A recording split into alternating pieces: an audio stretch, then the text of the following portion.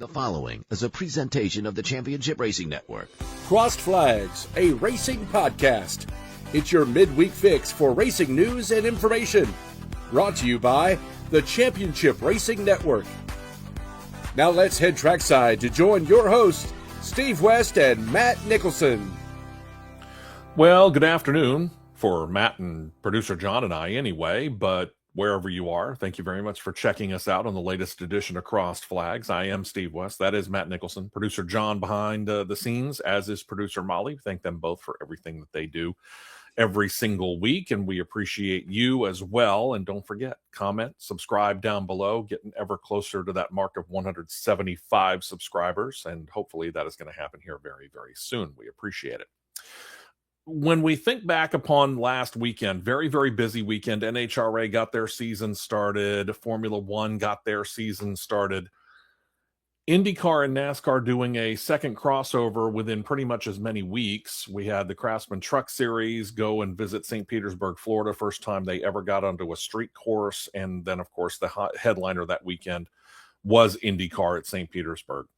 Now we flip out to Phoenix, and for the first time since 2018, as we have said many, many times, IndyCar visits that Southwestern Oval. And the first thing that I want to do is kind of compare and contrast, because if you watched the IndyCar race on Saturday, kicking off the weekend out in Phoenix, remarkably clean race, as opposed to what we saw on Sunday for the Cup Series, which was just a festival of messed up tires and all that other kind of stuff. Yeah, is this a product of the package that the Cup Series is using now, or is this something else entirely? Well, considering that majority of the tire failures that I recall were on the right front, that has nothing to do with the package, being the aero package, the horsepower package, and the tire package. Okay. When you're letting tires go like that, you're running either one or two things are happening. You've either got an issue with too much camber and is wearing the inside of the right front out too fast, or you got an issue to where that you're hitting debris. And I know it ain't going to be the majority debris, so it's a camber issue. People trying to max the camber out to get the best drivability out of their car. But from the package standpoint, after two events with this specific package underneath the car, because they basically, in a way, run the same package on road courses that they do on short track, intermediate, right. Short intermediates, short track. Yeah, the higher horsepower. You got to give credit. You got to give credit to Goodyear too, because they got the new tire developed that has adequate fall off, and it puts it immediately back into the hands of the person sitting in the seat, and for even more adding to it, with the higher horsepower, you've got to take care of the tires, because you're getting 80 more horsepower, you will blow the tires off. And it doesn't take much. We saw that. There's no doubt. Let me go back to the Saturday situation then real quick for IndyCar. IndyCar doesn't have quite the ability to put as much camber into the car. Is that one of the reasons why, or why such I say why such a clean race? That's a good thing, don't get me wrong, but again, I'll just go ahead and ask the question, why such a clean race for IndyCar versus what we saw at NASCAR? They were not running the low downforce package. They had the high downforce package on the car, and when a car is pinned in the track that well, it's in my opinion, it's kind of hard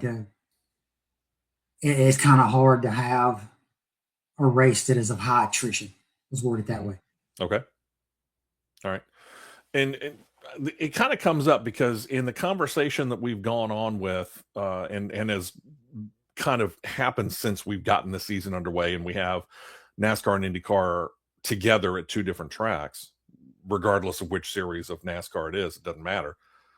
A lot of people have been asking, do we need to get more of these crossovers, or do we need to be very, very choosy in it? And I kind of want to say we need to be a little bit choosy in it. We want to keep it being special. But the thing that gets me about it is, especially now, early in the season, and I'm going to make this abundantly clear on the big show on Saturday when we actually do the race recap and the schedule. But when I look at the schedule for this weekend, I've noted the fact that we shouldn't have a problem being able to put IndyCar and Cup on Fox, the main network. But this weekend, they're going to put it again on Fox Sports 1, the Cup Series race at Las Vegas, for reasons that I can't figure, because I also looked at the alternate programming after the IndyCar race, and it ain't worth it. The viewership numbers for what they're going to show are going to pale in comparison to what they're going to have on Fox Sports 1. Yeah, I mean, excuse me, you essentially proved that it can be done. Sure. Because you had, for both races, the crossover that did each one of the races from booth talent and how they did a crossover, I thought worked to absolute perfection. I agree. The IndyCar race Saturday, whether you're a fan of him or not, you like him, you hate him, or however you want to describe it, Joey Logano was absolutely great in that booth. Agreed. He was outstanding in that booth. Yeah, and it's kind of funny because when we started first seeing Fox do the driver broadcast and they put Kevin Harvick in the main seat as the Mike Joy, if you will, for them, you started to realize just how good Kevin Harvick was and is in that role, and knew he was being groomed for a broadcasting career after he stepped out of the car, whenever that might be. Joey Logano is going to be the same way. He's going to be put into a broadcast role if he wants it. And I'd be shocked if he didn't whenever he steps out. He was exceptional. And I can say the same for Townsend Bell on Sunday. Townsend Bell was great. Yeah. He was great. So you've proven that it can be done. Mm-hmm. So why don't you do it? I wish I knew. And either way, Fox Sports is on the they got to put the crew out there anyway. They got to put all of the different announcers that we're used to. They got to put the camera crews out there. They got to put all the equipment out there, whether it's on Fox or Fox Sports 1. It really doesn't matter. Again, it just baffles me as to why, when the scheduling does allow it, they're not willing to put these two back to back on the main network. Because again, you and I have proven time and again, we've shown the numbers. We have said the numbers, whether it's on the podcast or whether it's on the big show, that the numbers bear out that the Cup Series is the monster. And why wouldn't you try and pair these two to try and get some crossover to where maybe some NASCAR guys go and check out some IndyCar stuff? Who knows? They might like it. They might hate it, but they might like it, and vice versa. IndyCar people might hate the NASCAR side, but hey, it's there. Check it out for a little bit. And if you don't like it, click it off. And if you do like it, now you found something else to do and you don't have to go anywhere on a Sunday afternoon. You and I, who are racing junkies, don't care what series it is, as long as it's got wheels and a big motor and goes fast, we're going to watch it anyway. Right. And, from the sense of, I'll say this, from the sense of a post-race interview that I saw the video from, and I'm wanting to say it was from Racing America that posted the video of Kyle Larson post-race, and they were talking about how he thought how the weekend went overall with the double, the co-headliner, let's call it that. Sure. He said he thought that it went outstanding and couldn't win any better. The crossover with you saw a ton of. I'll say this: you saw the Spire guys on Saturday. You saw the Spire guys out there supporting the Andretti TWG cars. Sure, because they were out there, and the Penske guys were absolutely flawless supporting each other. Yep, I agree. New Garden sitting on Blaney's box. You had Scott McLaughlin on Joey Logano's box and splitting time with SVG. And then you had David Malukas with Austin Cindric. Yeah. I mean, they worked that out to perfection. So you got the ability there to absolutely build your fan base up 10 times more by recruiting IndyCar fans to become stock car fans too, or open wheel fans, stock car fans, or stock car fans, open wheel fans. However you want to do it, however you want to word that. Yeah. But Larson said that, with how they did, how IndyCar came in, and they were supportive of how they had their schedule and how Cup had their NASCAR had their schedule and how they did it. Kyle Larson brought up in my opinion, an outstanding point that I personally think should be done. Okay. He said within the next year or so, next couple of calendar year schedules, that NASCAR should return the favor, as in Cup or O'Reilly, or both. They run support series to IndyCar. Return the favor. Oh, yeah, sure. And it really doesn't matter what track it is. I mean, you could do it. You could do it at Phoenix. Could. I mean, because Phoenix has got adequate whites. You can run Saturday. You can run one race mid-afternoon. You can run the O'Reilly's mid-afternoon. You could run Cup on Saturday night, and then turn right around and run IndyCars on Sunday. Yeah. You could do it there. Very feasible. You could go Mid-America. Road America. Yeah. Road America would be a good to spot. put it back on the schedule. Watkins Glen would be good. Yeah, to see IndyCar back at Watkins Glen would be a lot of fun. Gateway. If you want to do it at Oval, I think Gateway would be a prime spot. You're in another major hub. Yeah, Gateway would be a good one. Milwaukee Mile, get that back on the schedule. Milwaukee for everybody. Yeah, because we know that IndyCar it's now since 2011 and how they've kind of phased those tracks out. We know that it's a far stretch that an intermediate style track will ever come back on the IndyCar schedule ever again. Probably, yeah. I would agree with that. I mean, you're not going to see them go back to a Vegas. You're not going to see them go back to a Texas Motor Speedway. You're never going to see them at Pocono again. I can guarantee you that, because it's just too high speed. Indianapolis is one thing. Doing that at a Pocono or a Vegas or a Texas or something like, no, you're not. I agree. But there are plenty of opportunities for you to be able to do it. IndyCar has run Richmond in the past. You could do it at Richmond, for crying out loud. Send them back to Iowa. Yeah, or Iowa. That'd be great too. There are options out there. And the thing that caught me was listening to the captain, Roger Penske, who was there in Phoenix, and he said this was a great weekend. And yes, he meant for Team Penske, because obviously Newgarden wins on Saturday in the IndyCar race, Blaney wins on Sunday in the Cup Series race, and that's a nice bookend for them. It's a great weekend in that case. But in another case, it's great for Penske Entertainment, because he does get to kind of feed off of, certainly at the track, ticket buyers who are coming in. They get a Saturday ticket and they get both races.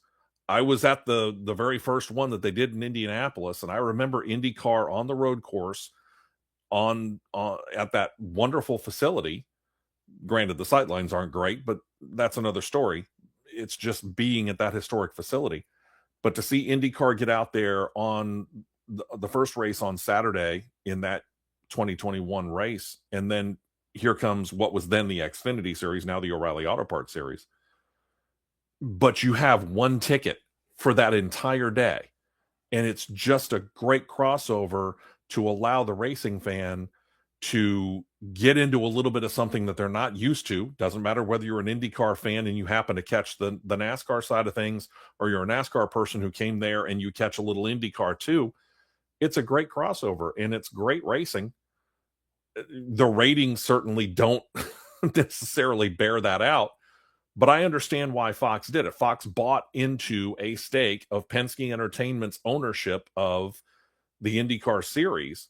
They are very highly vested in this, and they should be.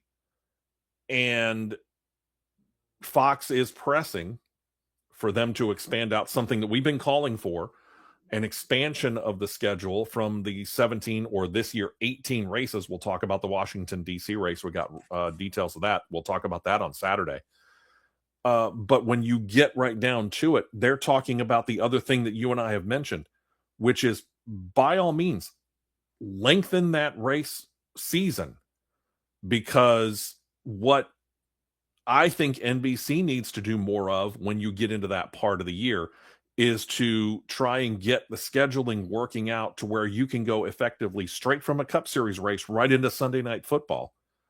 Fox has that opportunity as well, where they have either the early game or the late game from the NFL, and you piggyback that wherever it is, before or after, with the IndyCar race. This is a prime time opportunity to build up on both sides by connecting it with the king of all television ratings in the United States of America, which is the National Football League. And I think both Fox and NASCAR and NBC and IndyCar, for that matter, all four entities, I think they're all missing the boat on that. Your thought? No, I agree. I agree they're missing the boat of it, and I can see more towards the fall of when, because Fox has all the Big Ten coverage and everything, with the Big Ten covering those games, the midday game and then the mid-afternoon game. Mm-hmm. But you could take that mid-afternoon game and shift it over to FS1. It's the same difference if you ask me. The people who want to watch college football in the Big Ten or even the Big 12, they're going to find a way to watch it. Oh, absolutely. Yeah. I mean, if you're a college football fan, you're going to find your game wherever it is. It's amazing to me, the complaints that you and I hear about, I don't know where to find, whatever series I'm wanting to watch at this particular weekend. But yet when it comes to college football or pro football, we don't hear the same complaints anywhere near as much. No, but because people are going to find a way, regardless. So why complain about it when it comes to the race? You're looking for it anyway. If it's something you really want, you'll figure out a way to watch it. Yeah, I mean, and in events on Saturday, especially with CW, I think CW proven that they're more than willing to flex times to work around everything. I think they've proven that. It's just the ones like Fox and NBC that don't want to back up and then budge off the times that they set. I don't and understand. We've seen that firsthand out of our own two eyes and heard it out of our own 2 ears. Oh yeah, we've heard it, so we've experienced that. Until when you see a track president put his foot down and say, "We're racing tonight." Period. Yeah, yeah, exactly. Yeah, It shows just how much of influence he had. Yeah, and then we watched the sun come up out of the racetrack. Yeah, exactly. Our 24 hours of Darlington, as we lovingly call it. But they've proven it can be done with the crossovers and doubles. So do it. Yeah, absolutely. You can't. There can't be. I don't think there can be a negative aspect out of any of it. No. When you think about the amount of money that specifically Fox and NBC are paying for the rights to the National Football League, which is in the billions of dollars, multiple billions of dollars, far away above and beyond what they're paying for either IndyCar or NASCAR, which both, by the way, are into the multiple millions, if not billions themselves. I don't know why you wouldn't take the opportunity to try and get as many ratings as you can possibly get and as many people slapped onto your channel as you can possibly get their eyeballs slapped onto your channel. It just doesn't make any sense. I can't figure it out, and that's just from, it's from a little radio guy who's got almost 40 years of experience. Producer John's pretty much the same way. He's got a whole lot of broadcasting experience as well. And we both, Producer John and I, have a little bit of experience in television, and we can understand the power of both mediums And I just don't understand why it's not that much of a priority, or it doesn't seem to be that much of a priority for the networks, and why the racing series. I mean, Fox is or IndyCar is in a great position when it comes to Fox. They have no reason to complain. But man, if I was in charge of the media for NASCAR, I would be raising Cain right now. It's almost like they've got the check, they've got the money, they don't care. Apparently. But I think they really need to care a heck of a lot more, and that's the sad part about it. Yep. But looking at the racing, let's get back into the good side of things and looking ahead to where we're going to go. Obviously, the package that we saw at Phoenix is not going to show up at Las Vegas. But after 2 rounds, a road course and at Phoenix Raceway, that new package, the higher horsepower, you like what you saw? I did. I mean, when I'm excuse me, when you can look at right behind the front fender wells, whether it be the right or the left side, and you can see black smut on the car, that tells you got good tire wear. Okay. And it makes it puts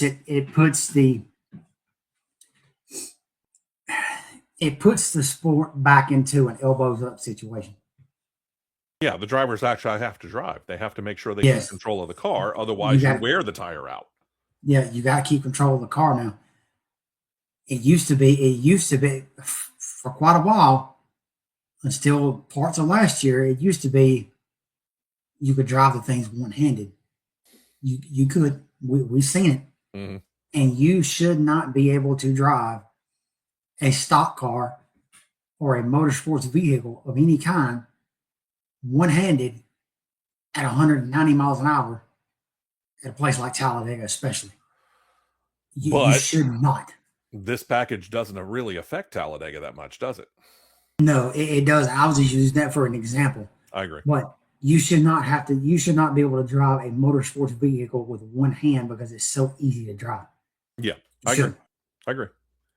So now it's just a matter of trying to figure out how they're going to fix the Talladega and Daytona situation. Yeah, everybody's got an idea. They have this pointed in the correct direction. I'll say that. It's in the correct direction. Keep fine-tuning it and keep adjusting it, because it seems like, and I'll just call it seems like now that Steve Phelps is out of the picture, seems like they're listening a little bit more to what the people and what the guys and the gals in the seats are saying. If we want to get this car better, or get this better, or get that better, need to do this, need to do that, or whatever it may be. Right. First thing I got yelled with was the horsepower. They increased the horsepower. And as I was saying until I was blue in the face, a lot of times that they could increase the horsepower in these engines. It wouldn't take no year. They could increase the horsepower in these engines just like that. Yeah. And obviously they have. And they proved that. I'm very confident. I said, if they was to announce that, NASCAR is going back to, let's just say 850 horsepower. Okay.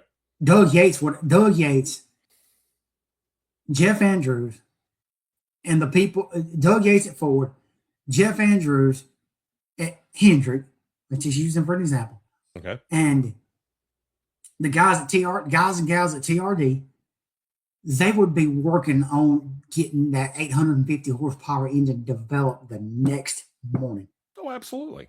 Yeah. And truth be told, you'd be having the folks over at Stellantis/Dodge doing it too.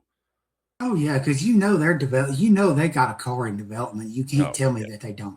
Yeah, I mean, we showed, if you watched the big show all through last Saturday, you saw where we gave you the picture of Mark Powick's factory stock showdown, brand new Dodge drag pack car. It's not going to radically change, truth be told. I mean, yeah, that's more factory stock body, but you're not going to, the front end, the back end, the nose and the butt clips, basically, they're not going to be radically different from what you're going to see on the street car. They'll be a little different, obviously, but they're not going to be radically different. You're going to be able to tell that's the new Dodge Challenger. It's not going to be that hard to do it, and they would be more than happy to go out there and throw a whole heck of a lot of horsepower, to use your example, 850, in a heartbeat. In a heartbeat. Oh, Dodge and Stellantis would be foaming at the mouth. Sure. I mean, as it is, I think they're ready to go racing here. Probably not next year. I'm going to say 2028. I'm going to go ahead and call the shot. I think that they're going to go 2028, at least Cup, if not Cup and O'Reilly. Probably so, but we'll see. But you can develop. It's been proven that you can get extra horsepower out of an engine in a short amount of time. Oh yeah, and it's done, so you can do it. I mean, I think how you fix the super speedway racing, you put the 750s in the super speedway cars. Let's go. I'd be all about it. Give it a little bit more of an ability to maybe even separate yourself out from the crowd a little bit more. Certainly got a lot more ability to just be able to give that little extra bit of horsepower that might put you in a much better position. But if you do that, you got to limit the gearing on the car to keep the RPMs down. If you're going to keep it as a tapered spacer setup. Yeah, if they still don't want to see, if they don't want to see that 3-digit number with a 2 in the front of it, which NASCAR seems totally averse to nowadays. Sure, but I think to do that, that's what you have to do. Yeah, you're probably right. With it's going to be tallest gears you can find and put in the transaxle and go. It's going to be interesting to watch this process and see the process and how it goes through. But we're gearing up for some stuff here. We're still hoping for some really good stuff. There's some stuff going on behind the scenes that we can't divulge right now. Producer John knows about it. Producer Molly knows about it. Matt knows about it, and I do. It's just not something we can go public with yet. But if this comes together the way that we're hoping to, it's going to mean big things for us and big things for you, our viewers and our subscribers. And we appreciate it. And of course, we're also gearing up for the spring racing season here. A little bit different here in the state of Alabama than what we've had previously. Used to be we were back-to-back weeks with Barber and then Talladega, or Talladega and then Barber as it was. But we're split up a little bit more this year. End of the month, last weekend of this month. So just a couple of weeks away, we're going to be at Barber Motorsports Park. And then about a month later, we'll be out at Talladega. So a lot of things are changing. It shows that everybody's willing to change. We'll show you a couple of those changes coming up on the big show. Again, Washington, D.C. has been announced specifically, and more than just announced. We have actually seen the track. It's shorter than what I thought it was going to be. Yeah, I am very underwhelmed at this track layout. I kind of am too, but we'll go over all the details of that on the big show on Saturday, plus everything else that is newsworthy, and we'll bring it all to you on Saturday morning. 9 a.m. Eastern, 8 a.m. Central Time. Join us then, won't you? Appreciate you, Producer John. Appreciate you, Producer Molly. And Matt, I know you're a little bit under the weather. Thank you for your time here. Get to feeling better, and we'll be ready for a big show on Saturday, okay? Yep. All right. Thank you very much for checking us out. Don't forget, subscribe down below if you haven't already, and tell friends if you have. And we thank you very much. We'll talk to you on Saturday morning for the big show. Thank you for checking out this edition of Crossed Flags.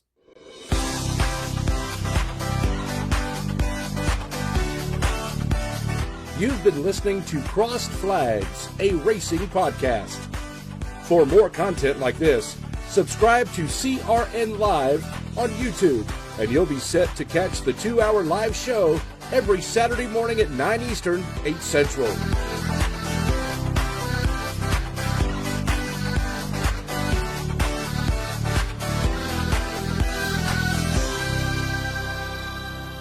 This has been a presentation of the Championship Racing Network.